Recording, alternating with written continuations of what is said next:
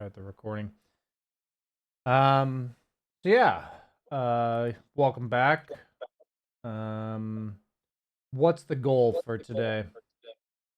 Oh man, to fix all my problems, BSJ, make my whole life better. I can try. I can try. Let me Uh, put that in the that's a notes great. real quick. Fix his problems, make life better. Okay.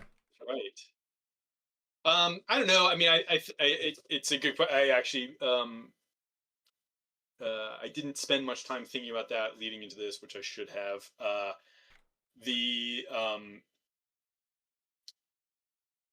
I think I play. I'm really. I've played less in the last month because of life and some things, but I would say that I fall into a trap of where I play. Sometimes I'm playing very intentfully, and other times I am not. And so uh, and even in the times that I think I am, I'm probably playing too many games at certain times, or playing. I always just play ranked, and there's times when I probably shouldn't play ranked, but I don't know how not to. The game today that I've picked just because it's the only kind of like decent game where I was trying really hard and feel like I mostly made decent decisions. And I think I continue to be a little blind as far as like when I should be joining fights or not, when I should just be AFK farming. You've given me, the feedback you gave me last time was, one, you wanted me practicing pulling the small camp, every minute after 5 minutes, which took a lot of practice, but I've gotten a lot better about.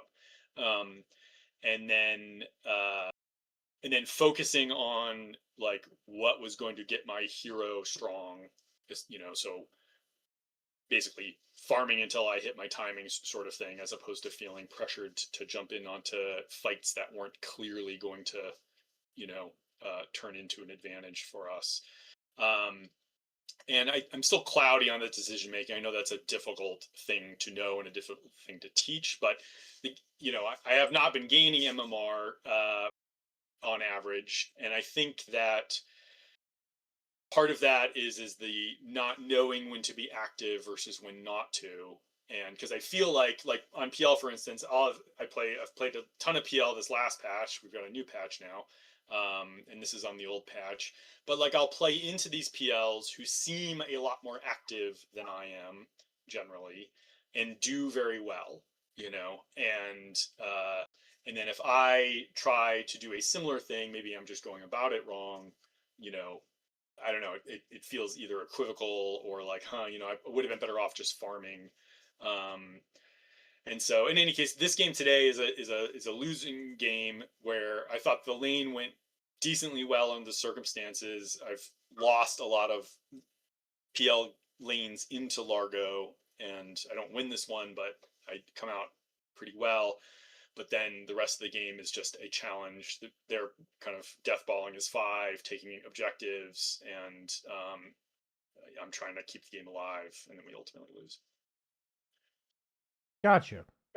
So yeah, I know. I mean, um, yeah. So it sounds like the approach I've been trying to help you with has not had the most impact. Um, and I'm trying to, I guess if is there any way you can help me understand like like if you can describe the struggles in terms of what I've told you in the past and why maybe it didn't feel like it was helping very much, or maybe why it didn't stick the way, because like it sounds like you're struggling to know when to be participating in fights. And I remember last time I think you were trying to recover too many of the bad fights for your teammates. If I recall correctly, that's what it was. Okay. Um, so I guess I'm wondering, like, is there anything in particular that felt like it didn't register?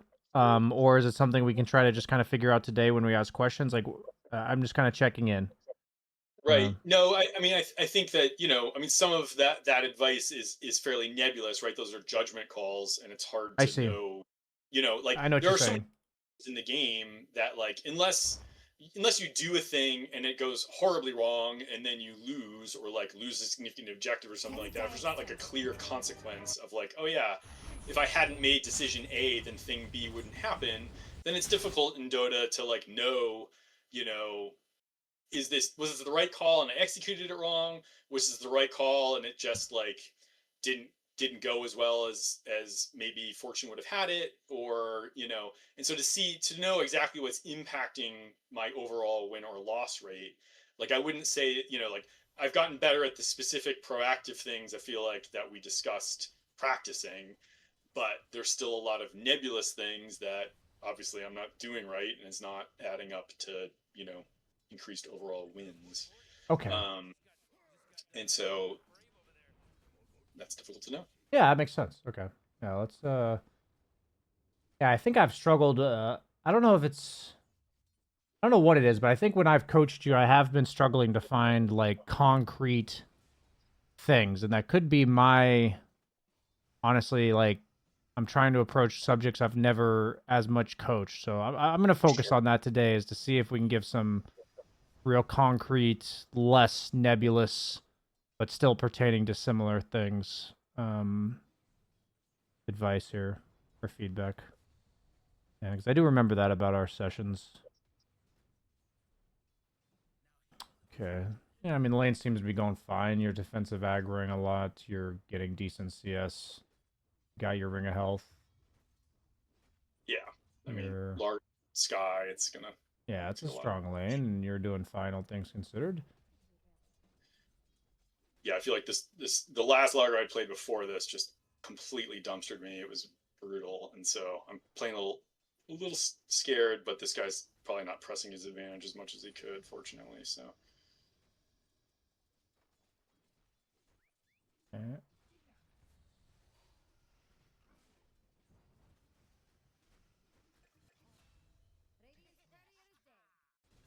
Okay, so this is an example.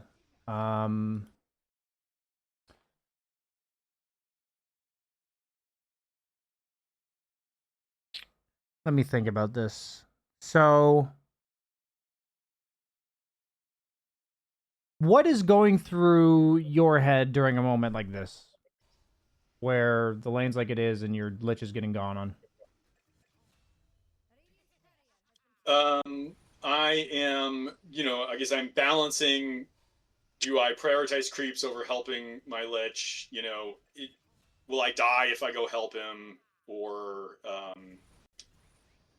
is this worth me trying to help him, basically? And, I guess it's the trade-off of, like, what's the risk to me? What's the risk to losing farm?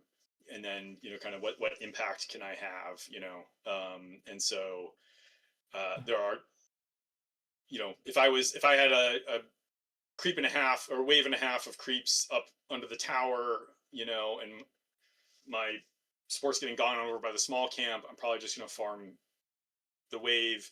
Here, the wave is pushing, I'm going to miss one creep. I might be able to save him. I have resources. I'm not going to die if I go help him. So I decide to give up a CS to go see if I can support him. Yeah, so that all makes sense. So I guess... So my thought here is that when you have this many creeps and you're level 4 and you're also full HP, all of those calculations that you just said that you're thinking about, what I would want those to be is that something you're having to think about during the game, or is that actively like instinctual? Yeah, no, I mean it's not like a long thought process, but those are the factors that go into a quick judgment call. Gotcha. So what I'm thinking right now is that exact same judgment call means that the second Skywrath Mage casts a spell on him, I walk towards him. I see. Like, it seems like a small difference, but instead of farming the creep from right here, I would farm it from right here.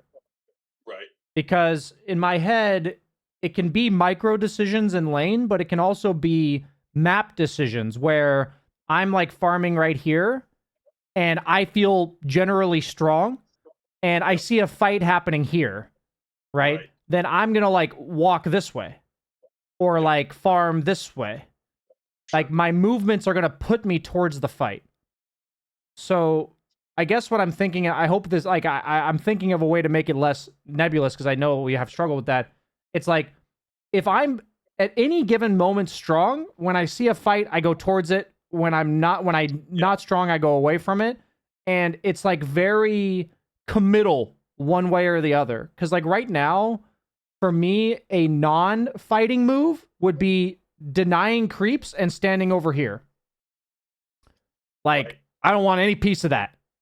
Right? So well, the thing that, so I mean, I think kind of what you're talking about here is a thing I learned a long time ago, which I don't apply to enough scenarios, but it's like, you know, you're thinking ahead already to the next thing. It's like you're watching a pro player, he's farming in a dangerous area or pushing a wave. Somebody shows, they blink away instantly. You're like, oh my God, his reactions are so quick, but it's because they've already decided the second somebody shows, I'm blinking here, because that's my, Yeah. right. And so here it sounds like what you're saying is I've made a decision. Hey, I'm strong here. If they do something aggressive, I want to be in a position to involve myself in that versus not. Yes. And I would say in this circumstance, because of the reasons that we just talked about, my posture in the lane is defensive, even though I am full health, etc. So from my perspective in this moment, it feels like my lich is out of position because I feel vulnerable with the lane matchup. And so what I'm hearing you say is that I probably shouldn't in this circumstance felt as vulnerable as I did, and I should have been positioning more aggressively. Yeah, so one thing I've noticed actually, this is very common. I've now seen it on like 4 players in a row that are between 3 to 4K, is that people have a very binary view of if they're strong or not. Yeah. And it's a lot of times based on things they've experienced in past games or just like general matchup things. So like what I would want assumed is I would want you to tell me based on very specific contextual things that I can look at on my screen right now that you don't think you're strong. So like I see full health, full mana, a ring of health, or not full mana, but like enough mana. I see a Largo with half health and low mana. I see 7 creeps, and I see you're level 4 and he's level 3. Like, I think you look way stronger than Largo right now. Yeah. So I can agree that your matchup is generally probably not favored, and maybe you like if you've had Largos that have specifically punished you in the past, that's going to, obviously have a non-zero impact on our decision making. But I feel like literally the game before this, I had a Largo. Just if I was ever just half step too forward in the lane, could just walk at me and kill me before I could even get back to the. It's just like he'd fuck you up. Been off cooldown essentially. I see. So that's the past trauma that I'm living forward into this game. Yeah, I guess this has just been happening a lot, and I wonder, like, what's the best way for us to overcome this? Because it's not isolated to you, for sure. And then I think it's a mid pudge. Yeah, it is mid pudge. Yeah. Yeah, and so I mean, he could be getting close to level 6 now, even if he's not. I'll if I step up much further than this, my fear is right. I get slowed by Skywrath, Pudge TP's in, I get hooked, and then I'm cooked. Okay, so like what I'm trying to prevent here is, so first off, it's like minute 4, so the mid usually gets 6 at like minute 5.5. So that like hasn't happened yet. I understand that though.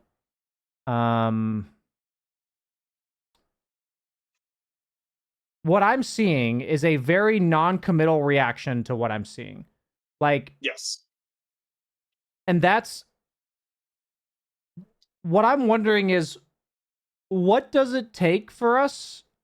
Because I think I used to struggle with this a lot too, but I think I've gotten better at it, and I'm not maybe sure why. But what does it take for us to fucking commit?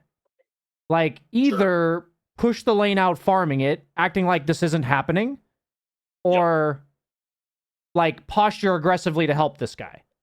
Right. Because those are kind of like the two decisive things to do right here. And I'm just thinking that, like, when I make mistakes in Dota, it's often indecisiveness that fucks me rather than making the wrong choice. Yeah, and I wouldn't say that I was indecisive here. I would say that I am like maybe too. I'm just happy that I am like I am getting farm. The lane's gonna push. This is fine. Like I'm not in danger. Best case scenario. Like my Lich hasn't been particularly aggressive. He hasn't been posturing like he can or wants to like go on people, etc. And so I'm mostly just focused on me safely securing lane farm, and maybe that's wrong. I think if he had been acting differently, if he had been like, you know, you know, a witch doctor who's looking to set up a maledict combo or something like that, then then I would probably be actively positioning differently. But like in this particular circumstance, based on how things going, like I would have been pretty happy if he was back just pulling the small camp right now. And like I don't really want him where he is. But maybe that's wrong, or I guess I'm hearing that's wrong. What I'm saying to you is that if you're planning to help him, you would posture aggressively. If you're not Yes. planning to help him, you would get all three of these CS. Okay. Gotcha. So my issue is that it doesn't look like you're doing either. Yes. Like, I'm not actually fixated on you helping him. It's like, what I would want to see is complete, that's not, he's out of position. Like, I've already decided this guy's out of position, and I'm just going to play for my farm, and you just go hit, hit, hit, with like glance, But like, we miss, we glance that guy instead of the range. So it's like a very, very half-half. Okay. That's the goal. I'm not sure how to make it happen, but I hear what you're saying. Yeah. Because I think that you had a good sense of the lane. And so when I think everything you're saying makes sense, I think you have a good sense of the lane. I think you have an accurate sense of this situation. What I'm trying to figure out is where the loss in translation is to like what I then see you do. I mean, again, I think I am kind of contentedly I was not being vigilant about the vulnerability of my Lich. It was I'm focused on these creeps, and then once they both commit on him, that's when it comes into my consciousness, like, oh shit, he's getting gone on, I see. And I realize, oh hey, there's one creep left. I'm gonna go help him, and so, Gotcha. Okay. You're chilling now. You're okay. I was just curious about that one. I mean, so far the lane seems to be going fine. Let's keep going. You're doppling out of their shit. Your health sustaining you well. You got your treads coming. Which is feeling it. Yeah. Yeah, no small camp. I personally will unblock that small camp myself if I have to. Yeah, no, I usually check them to see if they have a ward, and it wasn't blocked here. It was just farmed maybe. Yeah. Killed. So. Yeah, but yeah, I mean, we already said we talked about small camp last time, so we're good there. No, I've very prioritized that. We're not gonna beat a dead horse there. Okay. It looks like it's fine anyway. Okay.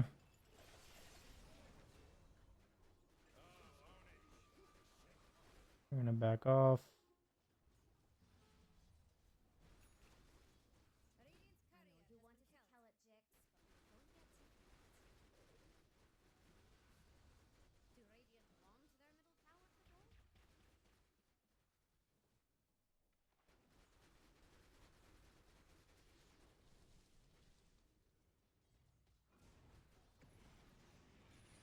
Okay.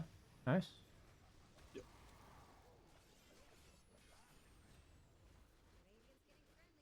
I'd say I was just a little bit of a not doppelganger dodging the ale. Yeah. Like, kind of just like an unnecessary 600 damage. Yeah. But I don't think there's too much to say there other than that. You're going to push out the lane. You're going to farm this. Looks like the other lanes aren't going too hot. Nope.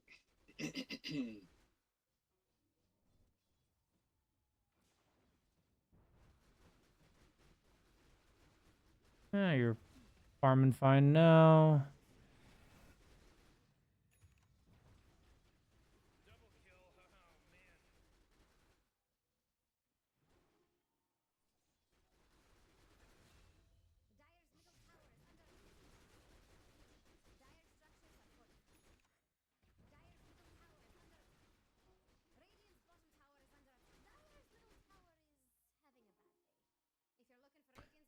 Yeah.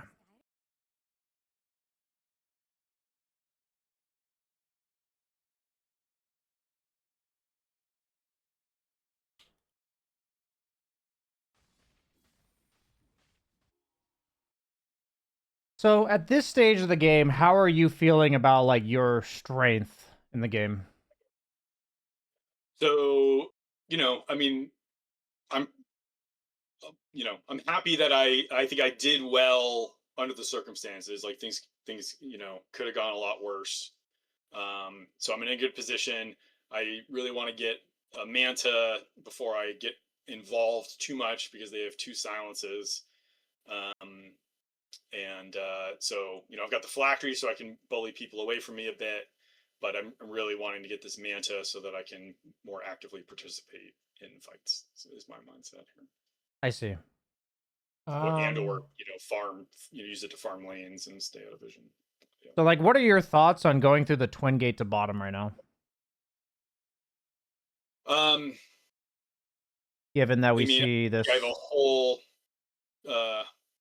at this particular moment, my thinking would be that I've got a whole zone of creeps up here to farm on my own, and so I probably wouldn't think to do that because again, I'm trying to stay out of things until I get my Manta. And again, fully ready for that to be wrong. Yeah. Um. Yeah, this has actually been a trend that's come up just very recently for me, so I'm trying to figure out how to coach it.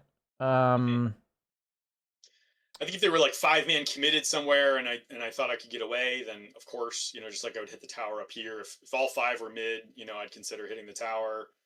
I am like later in this game, you'll see that I'm very actively using the twin gates to like push lanes out and cut waves and stuff. But um, it feels like things are stable up here, and I know the Manta is the like fulcrum on which I can survive.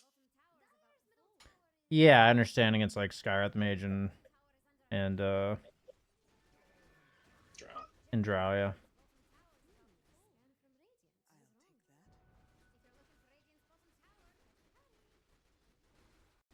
So my issue with you guys doing nothing right now. I paused there for a moment because there's this sinking feeling that I just know something bad is going to happen. And like, if I'm being lazy, I would just say it's map awareness. But I'm trying to figure out. So for me, I think if the enemy's grouped up like this and we aren't making any pressure happen anywhere, Yep. then all of the pressure advantage goes to them, and the next move will also go to them. That's like how I think about it. So like the pressure move you guys would make is you and Lich go through the gate together. Hit the tower. To one, hit the tower, but even just you and Lich being bottom together and you're farming this, you're still pressuring this. Because if one of them TPs in, they're gonna die. I mean, right, but if they're grouping up, then I mean, if 3 of them TP in, then like I'm slowed, I'm silent, and then I'm dead. What I'm saying is you're here. You're right.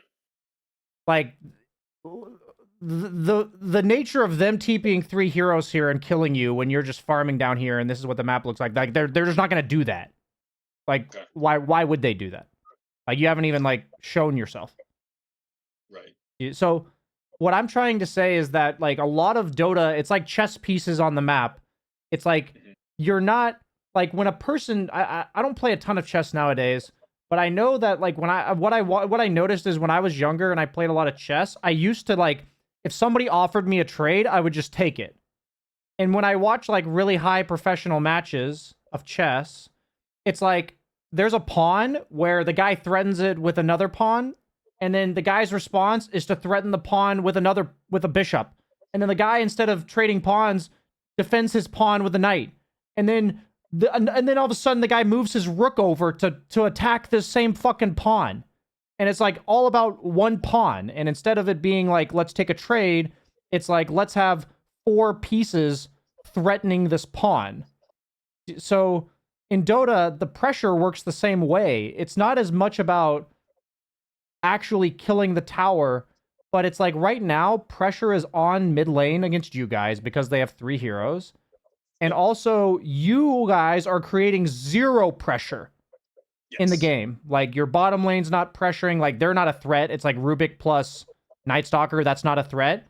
If Pudge and Largo ran into Night Stalker Rubik bottom, they would probably get a kill and the other guy would walk away. And then if Pudge and Largo walk into you and Lich, they kill one of you and the other one walks away. So it's like, what I'm trying to say is, when they're offering you a pawn, you need to defend it with 4 pieces. Like, you can't just, like, right now you kind of have a it's like I don't want it to be nebulous. It's like when I see pressure, I need to create pressure. And pressure comes from just being able to go on somebody. Like, it's not even the nature of going on somebody. I'm struggling to explain this. So, well, then if you're so, I mean, it sounds like what you're saying. Like, I guess I am a little skeptical. I think going bottom here feels high risk to me because 1, it takes time, which is inefficient. 2, like I do have the experience of like, you know, one person TP's in, you know, my Lich stuns him, you know, Rubik shows, then I decide, oh hey, this is the time when we can maybe kill him and push the tower, and then all of a sudden 2 more come in, and then now I'm kind of committed in a position where I don't have the items to escape properly when I could have just been farming top. Wouldn't it be a lower risk proposition to simply push the lane into the tower up here when I know the lay of the land better up here and I can just more easily walk away if the pressure is what you're focused on, versus taking all of that time to put myself in what I feel like is a more committed position bottom? Or am I like misjudging the situation?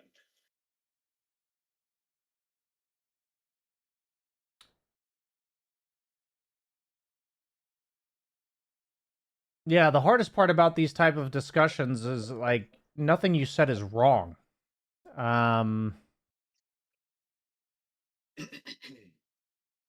I guess I want to say I am with 100% confidence that going through the Twin Gate and farming bottom is better here. Like, I just want to make sure we're on the same page, and I'm not saying that to like shut you down. No. It's not meant to, like, sometimes I'll say like I'll theorize an option, and I'm not actually sure it's better. In this case, I am 100% sure this is better. And I'm trying to figure out, because I understand your reasoning. That's why it's like even tougher, because it's not like if you had no reasoning or your reasoning was terrible, then I'd be like, oh, this is an easy one. You know, but you have reasoning and it's reasonable. So that makes this tougher for me to coach it. Which is funny. So for me, I think what might be necessary is the idea of what pressure is. So for me, if we go bottom, what that means is that that area is danger zone to them. And if one of them goes there, we're then going to do something that forces more of them to go there. And that's really powerful in the game of Dota 2. because they're setting themselves up, because rather than in chess where I have to take turns threatening your pawn with an extra piece, they're going to put their pawn in bottom lane. And if they don't, then they're not farming it, right? Then like nobody on their team is farming the lane, which is good. But if they do put the pawn there, then we're going to instantly threaten it with 4 pieces. And their choice is to like very instantly, perfectly respond in tandem with 3 heroes and save that guy. In which case, if we see those TPs instantly, then we back off. But the majority of the time, what actually happens? The guy says, oh shit, and then like the AA TP's in first, and then like the guy's like half HP, and then you swarm the AA, and then the AA is like, oh shit, and then the Skywrath Mage TP's in.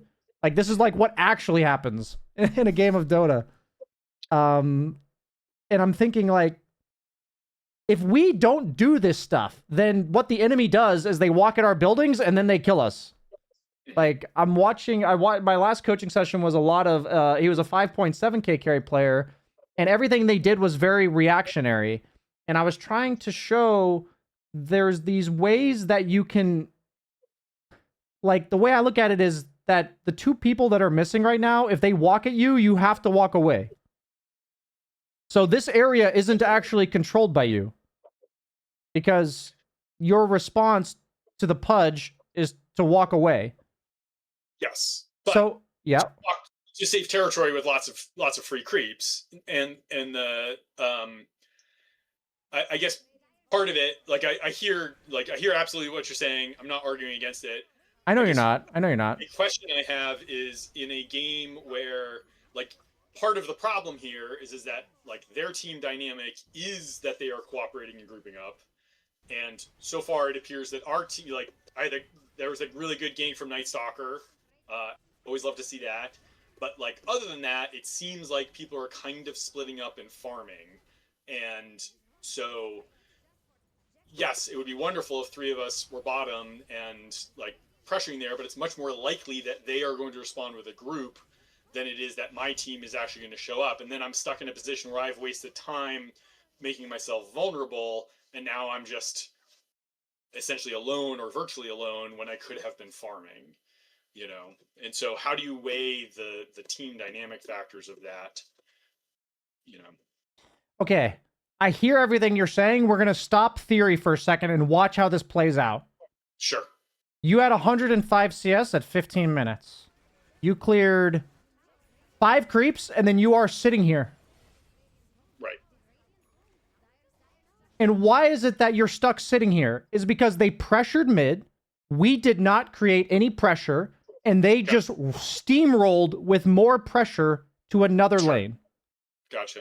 So what I'm trying to show is that I know at a 1450, I literally paused at that moment because I knew, like, deep down in my gut, if you don't fucking do something right now, this is what's going to happen. And it's really hard to explain it. Like, and I'm not like trying to make people feel bad for me. And I know you're not being like combative or argumentative. Like, I don't think that at all. It's like, I'm trying to show that when they're doing something and we don't proactively do something, this is what happens. Right. So this feeling of being comfortable on your side of the map farming, that's like me saying, hey man, there's a train around the corner that if you stand here long enough, it's coming towards you too. And you're like, but I don't see the train. Like, that's so. Then I guess what's the difference between this theoretically? Let's say I take in the twin gate bottom. Yeah. They then TP 3 people in, the same 3 people who are wandering around taking towers now. I then have to retreat. I say I don't die. I play it safely, and then I TP mid or manage to just walk away through the woods. And now they just push bottom tower together. Like, how is that? Because they're grouping 3 people here, and they're then having to push the fucking wave, like, for 45 seconds to then get here, instead of pushing you out of an area that's right next to a tower. Sorry for using the fucking there. It feels really bad as the team up by 2k wanting to make moves to TP 3 heroes here. It feels really bad. Like, I know it feels really bad. They don't want to do that. They don't want to do that at all. They don't want to react to us at all. Like their dream is to just walk at you. I'm so sorry. There's an unexpected issue with my child. I just Oh, need to. that's totally fine. Would you want to postpone? I just need to take this phone call. Okay, yeah, go ahead. Go ahead. Yeah, man. I know he's in a phone call. Like, I know he's not being argumentative. I'm trying to figure out how to give this lesson. Does anybody in chat have feedback on this? Does anybody in chat understand me and feel like they understand why I'm not getting through?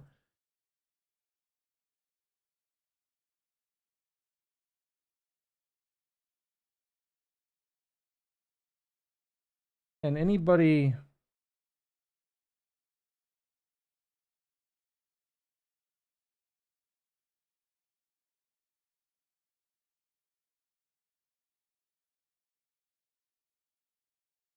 Anybody help me? Looks like nobody's helping me.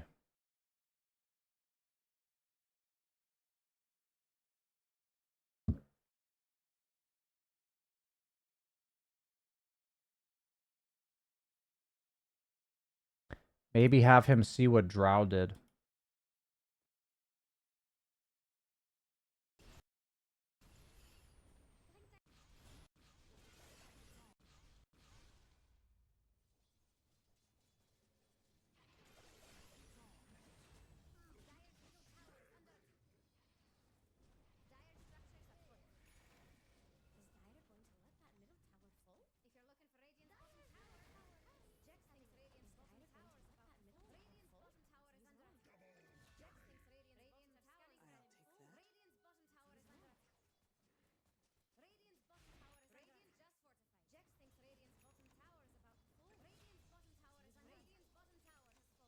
Yeah, I guess, like, what I'm trying to show him is that if he goes bottom, then the opponent is either going to respond, or at least his team's going to stop, like, TPing in to try to help him. Like, his Lich ain't going to die, his Rubik's not going to die.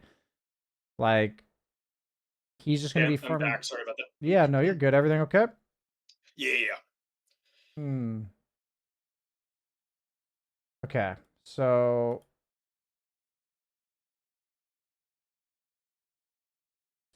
If I don't want this to be, okay. I know at least I think I know what to say here. Okay. I don't think right now I can prove to you what is happening because it's theoretical, but I can give you a very actionable thing. Yes. If the enemy is grouped up doing something, it is not good enough to be content farming. Look for a way to connect to your team somewhere, either at the fight or somewhere else. Okay. That is the... I think you are open-minded and will trust me that that will work better. Nope. I think that's great advice. Okay. And to be clear, I'm not like... in no way was I trying to argue against you. I was quite literally just trying to understand the distinction between those things. I'm a little unconvinced, but, like, you know, I'm paying you because you are experienced and knowledgeable about this than I am. I just, like, and so that's why I'm asking these questions, because I'm just trying to understand the reasoning behind it. But I think your statement is very actionable, and yes, I'll just be very clear. I have no problem with your attitude. I'm getting frustrated because whenever you're trying, it's like when I'm trying to speak a different language and I'm, like, trying to say something that I don't know how to say. It's like when I'm trying to coach something and obviously the goal of all communication is to get your message across. So that's just inherently frustrating. So sometimes it's just trust, bro. Trust. Yeah, trust. Yeah, I think in this case, I think sometimes what I'm realizing is that there is actually a lot of stuff in Dota that is quite theoretical, and it is hypothetical what the game would have happen. Like you said, it's not as easy to be like, this happens and that happens. So for now, let's try the attempt of, I'm going to identify situations where I think you should have done something differently. I'm going to try my best to accurately describe to you what that situation is, so that when you see it in your games, you'll recognize what I'm talking about. Like, meaning if it's different matchup, different lineups, like you'll do something, like you won't need to see the exact same situation, obviously. So when the enemy team is grouped up and creating pressure, find Yes. a way to connect to the rest of your team to create your own pressure. I think that's great. That's And yeah. to your credit, I will say that pretty much every time we've done this little cycle here where I've said, well, what about X or what? You then like literally in the game we're watching, we'll play it forward and it will play out, you know, how you predicted, even though you hadn't seen it yet. So, like, you know, I believe you. Yeah. Your record on this is very good. Yeah. So Yeah. I got you. I appreciate that. So this was really nice. You pushed out top and then went to the fight. I mean, this sadly is a Largo Ags. I think this was a good fight to show up to. And it worked out, actually. I mean, you guys got a 3 for 3, it looks like. Honestly, I'd say that was a good fight to show up to. great. I think that was fine. A little... Oh, you were waiting for the camp, I see. Okay. You're going to push that out. Yeah, you didn't show up this time. That's good.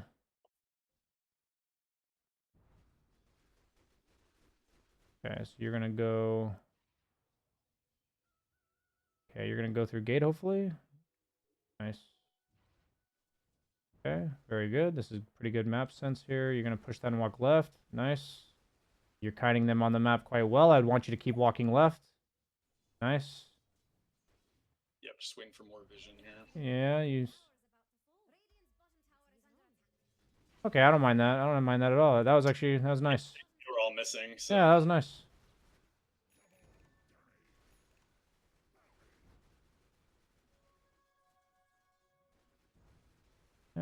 Okay. You're looking at the fight. Actually, I think the only mistake here is TPing to this fight, actually. You think so? Yeah, I think, I like that you looked and you were, like, hesitant.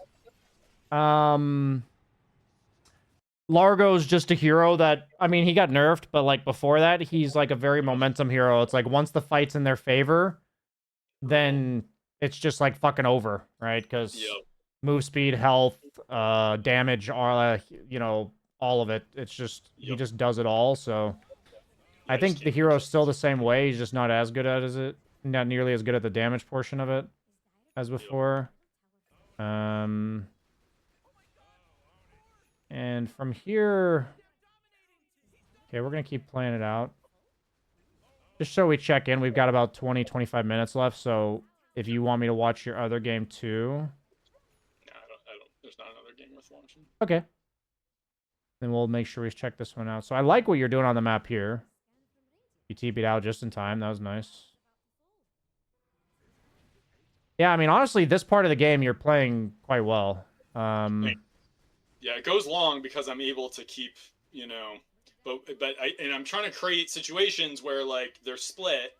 And I'm communicating. I'm like, hey, so-and-so TP back. Let's take this fight top. And then most of the time, unfortunately, my team is just super flat-footed, and we just aren't able to capitalize on them being split.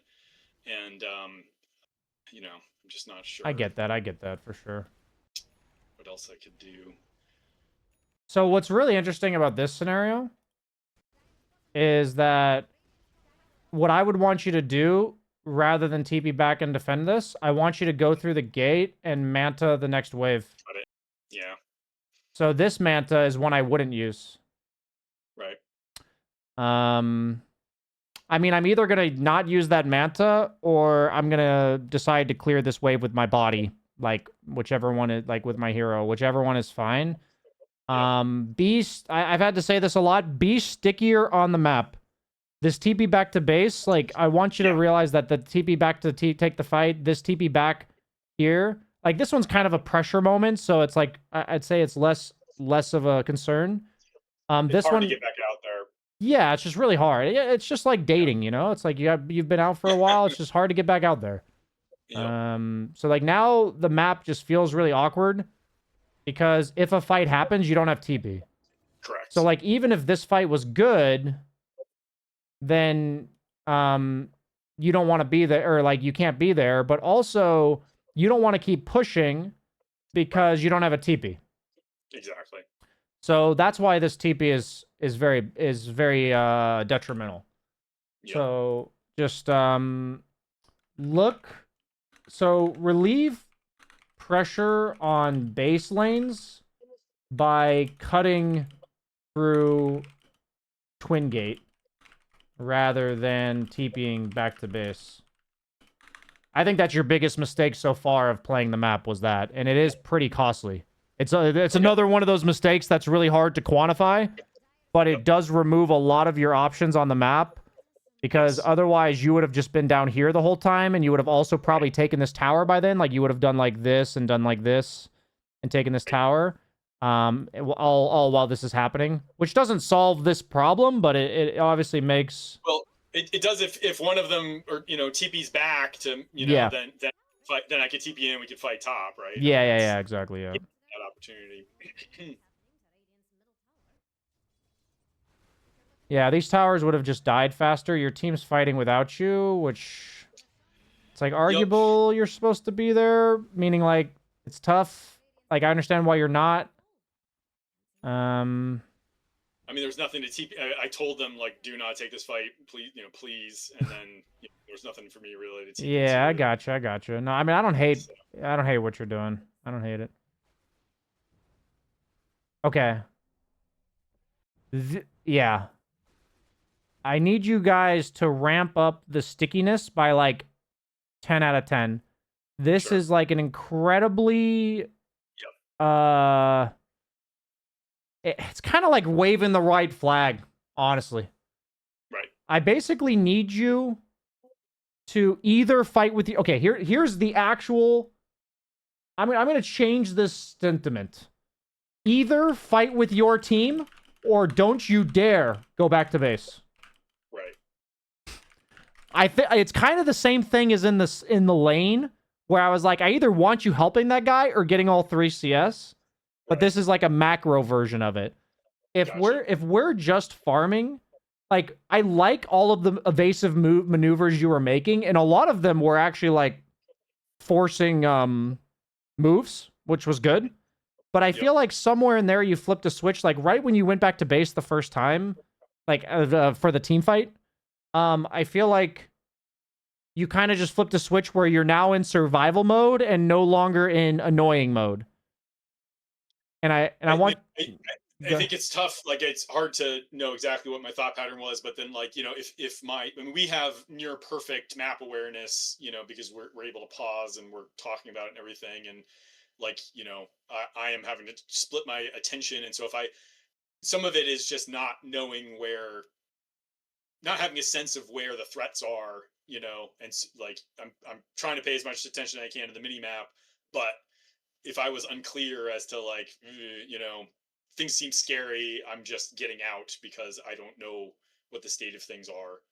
And so I'm trying to make because I know if I'm the highest net worth person in the game, but they have teamwork, and so if I die, it's just like over. Yeah, it's interesting because I'll tell you with confidence that if you're not either joining your team for fights or continuously being annoying on the map, you might as well be dead. Right. Yeah. No, that's fair. Yeah. So that's why it's like, I actually agree with your statement that if you die here, it's really hard to win. But it's kind of like you have to, and it is pushing your limits of map awareness. And yes, we are pausing, so we have all the time we have all the time in the world to think about it. Yeah, it's another one of those things, like you said earlier, where the things I say play out this way. I just know if you walk back to base like this, you're going to lose this game. Yeah, like, no, I hear you. Yeah, so it's like, I think the biggest thing for us is that the route I'm having you go is probably going to cause you to... Okay. How do I word this? The issue I remember having with you going to... Because you were talking about at the beginning, like, balancing being... participating in the game or not. Yes. And I remember last time, if I recall correctly, there was a fight where you were here, on safe lane, Radiant, and a fight happened here and you helped over here, right? Okay. That was like, I think, the very specific situation that happened. Yeah, on Jug, I TP'd in, I believe, because I had ult ready, and yeah. Yeah, and so for me, that was a map surrendering move because you were unkillable that game, and you would solo kill the other people in the game. So what happened there was, by you staying here, you controlled this lane. And so the big difference between this game and that game at 15 minutes was you don't control your lane because when Pudge walks at you, you're out. Right. So it's not actually... That's memory, man. That was exactly right. I'd forgotten about that. Yeah, I have a weird memory about Dota. I wish I could apply it to, Dutch, but it is what it is. So I want to show you the differences. So what I'm trying to create is hopefully here's the type of agency that you have as a carry, which is to control certain parts of the map with solo threat potential. Like nowadays, like now in this game, you kind of have that, depending on their heroes and stuff. But otherwise, we have to be on the map forcing lanes, or the opponent just does whatever they want. And what I've learned is the map is so fucking massive that if they're doing whatever they want and our team's sitting like this, we just lose. That's just been my experience. So if that means you have to be down, like, the thing is, you had some really cool plays where you were like pushing your limits down here. This is literally in this game. You were pushing your limits down here. You saw that they were all missing for like 15 seconds. You TP'd out and the Pudge was like 3 seconds from getting you, or like 2 seconds. So like, and what you TP'd out to was a lane underneath your tower and you immediately pushed it. And I think the biggest difference is that was a tier 2 tower instead of a tier 3 tower. But then you also you felt comfortable, given the map state, to move forward on the map after that. And so what happens here is that there's like this... When we saw... We'll just flash back to this. I know I spent so much of this fucking coaching session on this moment in the game. But... in this moment, you're allowed to advance down here. You're right.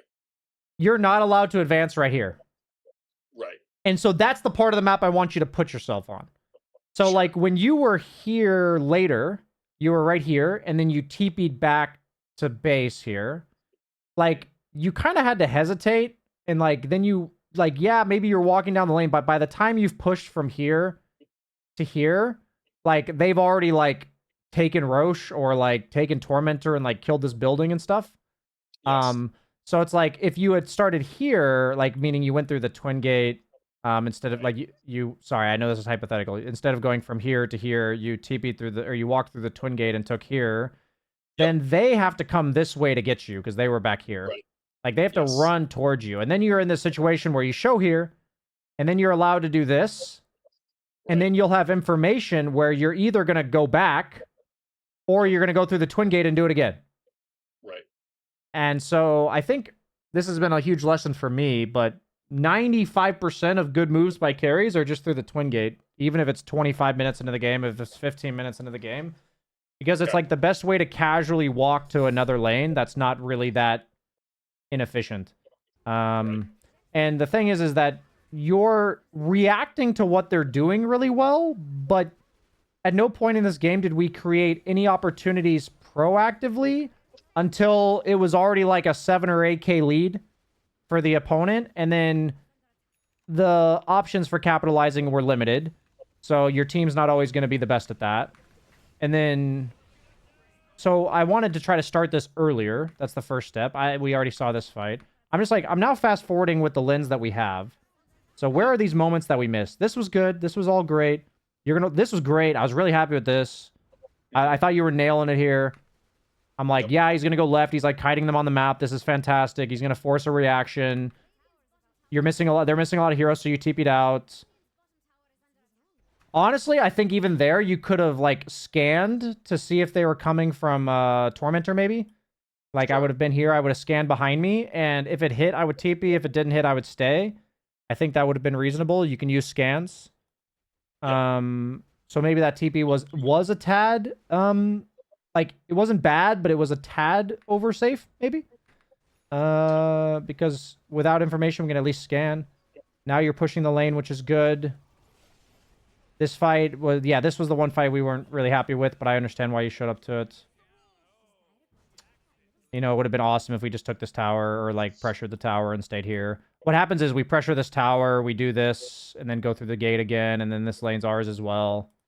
Yep. So this, you know, we just want to show the cost of that TP. But now, like, you know, that TP happens because we react to fights. Let's not act like you're never gonna react to a fight. You take this camp and you Manta the next wave.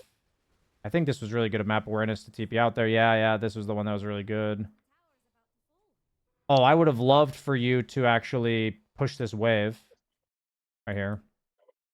I think I saw they were split, and I was trying to get my team to go after them, and so. Ah, I and see. So you wanted. They were there way ahead of me, and so it all happened before I got there. Sort of thing. Okay, I see that. So it's one of our rare moments of glory. Yes. Cohesiveness. Yeah. So this was the one. This is the one where this is the moment where I think about your impact on the game, and I think. No, I can see where going back through the gate would have been advantageous, you know, there. Yeah. It's funny because it's when you're on the map, you're doing pretty good things. It's when you kind of take yourself off the map. So like in this moment, we just want to go through the twin gate, which we do. This is great. Yeah, and then we see the information we have now, which is these creep waves pushing in, and I would just want to walk here. Okay. We don't know what we're doing with it yet, but we're going to walk there. Because, okay, now we see this, but, like, we didn't end up back here. We're being sticky. You know, this is being sticky. Like, if we go from this camp to these, that's being sticky. And I feel good to do that because you created this pressure down here. You created this pressure up here. And we had just seen somebody mid. So it's, like, very unlikely that they, like, smoked past this creep wave to, like, get us here. So, like, I'd want to be sticky. And then you see them top, and then you're like, oh, I'm here, and I see this. I now go here. I go through the twin gate, and I'm back bottom again. I'm being sticky. And then now we're kind of with our team, which is really awkward because we're either going to fight them or... Okay, we fight them, though. That's good. Yeah. Nice. Worked out. Would have been even sicker if it was like through the twin gate, kill this creep camp, and then connect to our team with a TP. But still good. Okay, then you're gonna retreat with your team. You're gonna get the illusion rune. Okay. I mean, at this point, you know, like we got that kill, Drow Eyes Aegis. We're not high grounding into that. Like this was a pretty much like a, hey, this is great. Split up and farm, see if we can recover, sort of thing was essentially what I was telling people. That was my conception of it anyway. If, you know, I wanted to wait for another opportunity when we could like had vision and could see them split, sort of thing. I don't know that there was like a proactive move that we could have made there, like pushing a T2 or whatever, under the circumstances.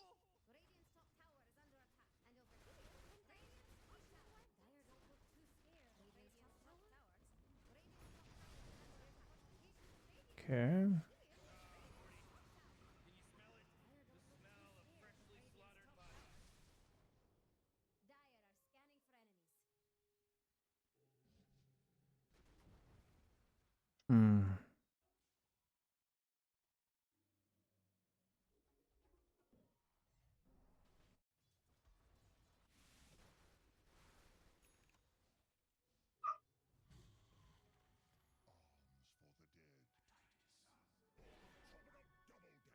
Okay, you are being generally pretty annoying through these twin gates. Yeah, it goes to like 52 minutes or something. That's the only thing I have going for me. Okay. This is... Okay. The funny thing about this... You guys won that fight. Drow is Aegis for what? Another minute and a half. I actually think the lanes look quite good for you right now. Yes. So the lanes look really nice, and you have Night Stalker ultimate and 15. Yeah. So because the lanes look nice, I would be asking myself, what's our main fight condition? What's like the number one thing that fights for us?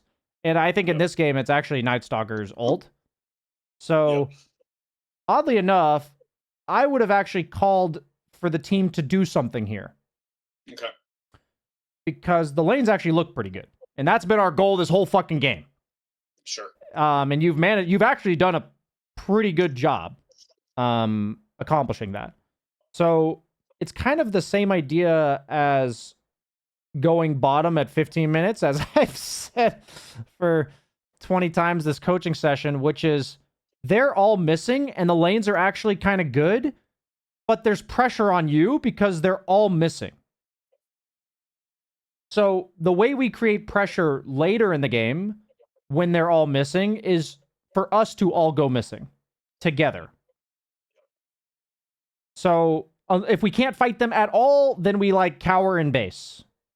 But so like it would be really great if you guys as a team said, like if somebody on the team said, Night Stalker ultimate's up in 20, let's group up and fight again mid with a smoke. But like what happens here is then we actually have the ability to fight them, I think, and then Invoker gets picked off. You did a good job of playing safe. Invoker didn't, which is not really reliable in pubs.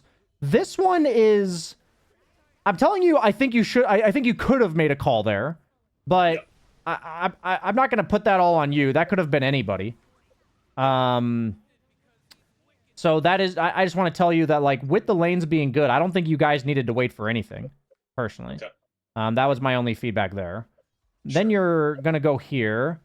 And now you have your timing. Like, you got your Scotty. You actually stalled this game out long enough, which I'd say Scotty's a pretty big timing here. Mm-hmm. And then you now see AA Pudge mid and a Drow bottom.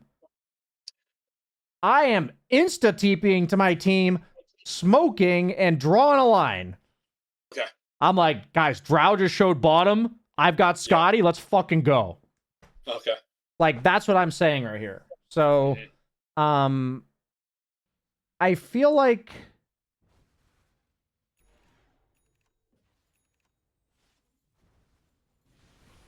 I'm not surprised a good thing happened there, by the way. Well, what I'm saying is I'm not surprised you guys got a fight out of that, even when poorly done. Like, what I'm trying to say is what poorly done means is... what I mean by poorly done, so we're very clear, is that... I already showed you, but just so we make sure we're on the same page. Mm-hmm.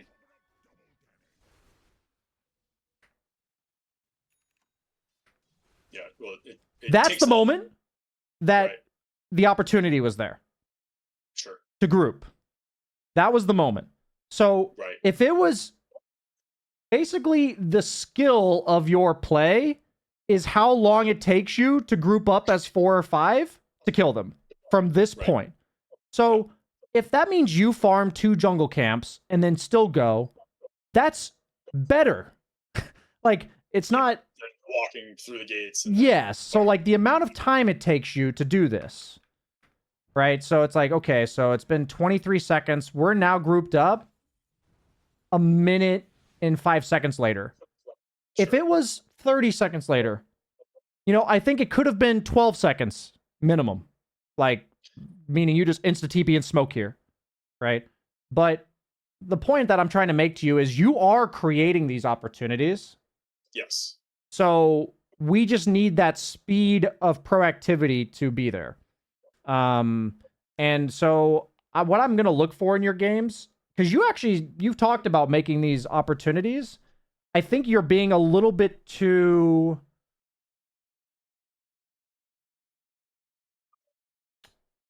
How do I word? I feel like you don't believe in your strength. Almost. It was kind of in the laning phase too. Like, you were level 4 and Largo was level 3. And I actually think the most important thing for me to do right now is to encourage you to say, your lane was going better because you played the lane better than he did. And the game is going well right now because you're playing it better than the opponent's playing it. And we just need you to believe in that. Honestly. Sure. Go ahead.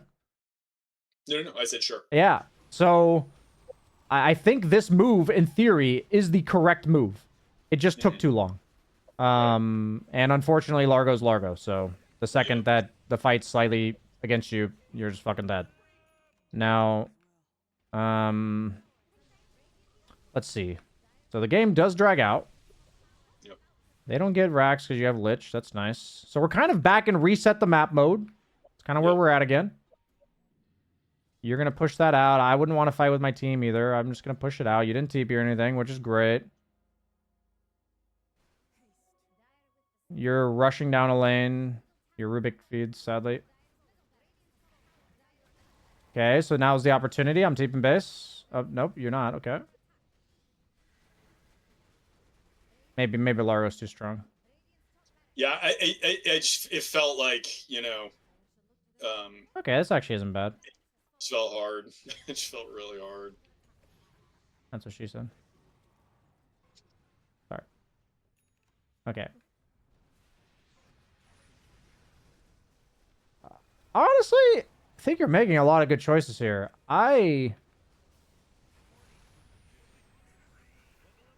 It's really funny because a lot of time I'm having to coach people on play the map correctly to make these opportunities happen. I feel like you're just missing 2 or 3 crucial opportunities. The 15-minute one, the 26-minute decision to TP back bottom.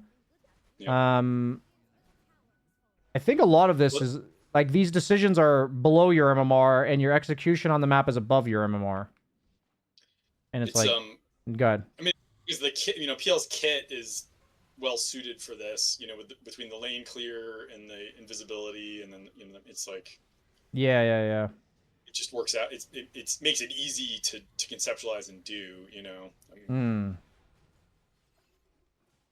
Ooh. The Okay. jukes. Okay.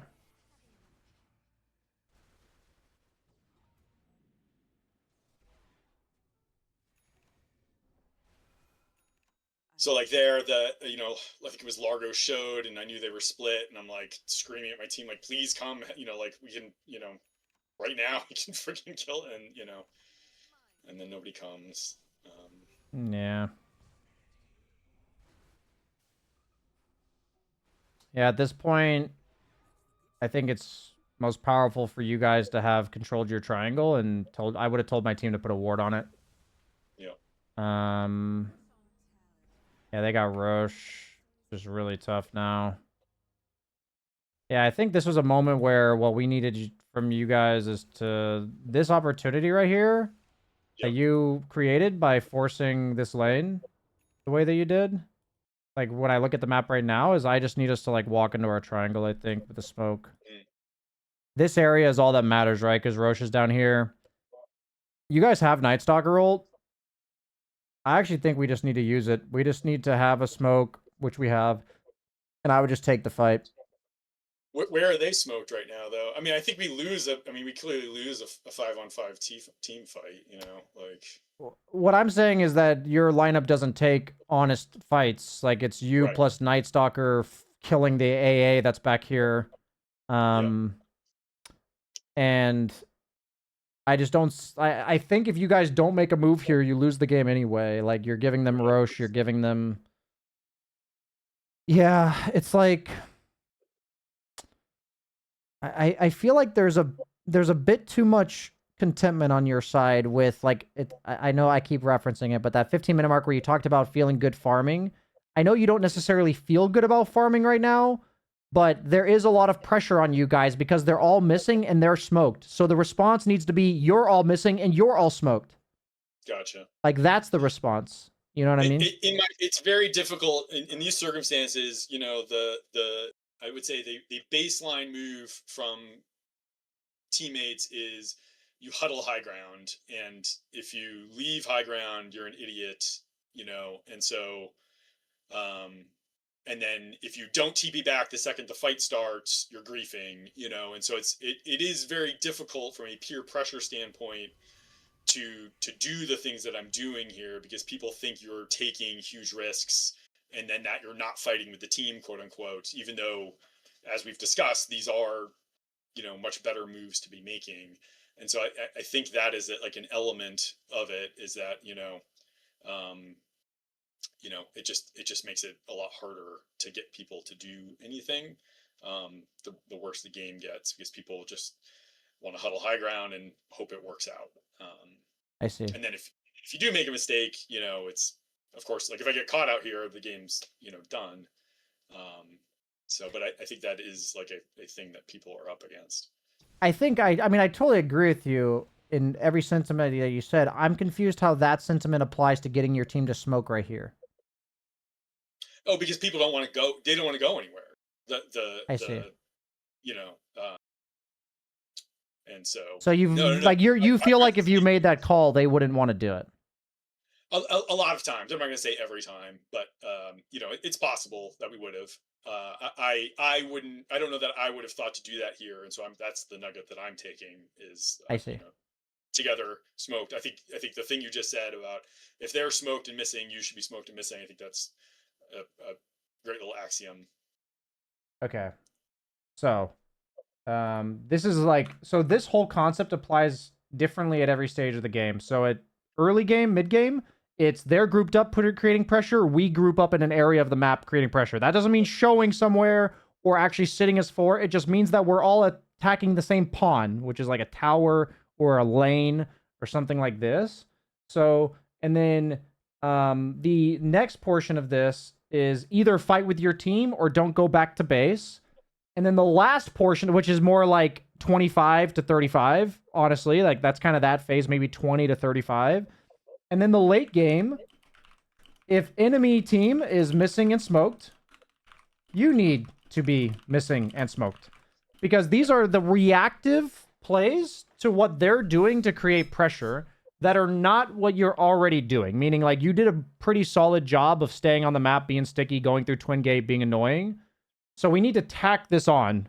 Because, quite frankly, I don't think your being annoying is going to do anything if we don't get these opportunities. If we don't seize them. And so that would be my main goal for you coming from today, is these three things. Okay. I think the major strength is like you are being annoying on the map and splitting them up, but like you said, that is kind of the nature of PL, so maybe it just kind of plays into your hands because you've played a lot of the hero, and that is what the hero does well. And causing them to scatter like some, that's like the major thing there is some.